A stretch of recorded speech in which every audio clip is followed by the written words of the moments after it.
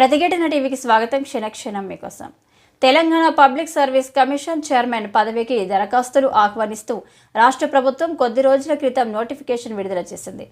టీజీపీఎస్సీకి ప్రస్తుతం మహేందర్ రెడ్డి చైర్మన్గా వ్యవహరిస్తున్నారు. ఆయన పదవీకాలం డిసెంబర్ 3వ తేదీతో ముగియనుంది. ఈ నేపథ్యంలో ఆయన స్థానంలో టీజీపీఎస్సీ చైర్మన్గా సీనియర్ ఐఏఎస్ అధికారి బుర్ర వెంకటేశం నియమితులయ్యారు. ఈ మేరకు తెలంగాణ గవర్నర్ జిష్ణుదేవ్ వర్మ ఈ రోజు ఆమోద ముద్ర వేశారు. మరో చైర్మన్ను నియమించేందుకు ప్రభుత్వం నోటిఫికేషన్ కూడా జారీ చేసింది.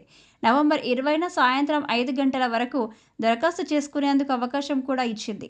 దీనికోసం వివిధ యూనివర్సిటీలకు చెందిన ప్రొఫెసర్లు ఆ పోస్టు కోసం దరఖాస్తులు చేపట్టుకున్నారు. వీరిలో బుర్ర వెంకటేశం పేరును సీఎం ఎంపిక చేసి నియామక ఆమోదం కోసం ఫైల్ను రాజ్భవన్కు పంపించగా గవర్నర్ శనివారం ఆమోద ముద్ర వేశారు.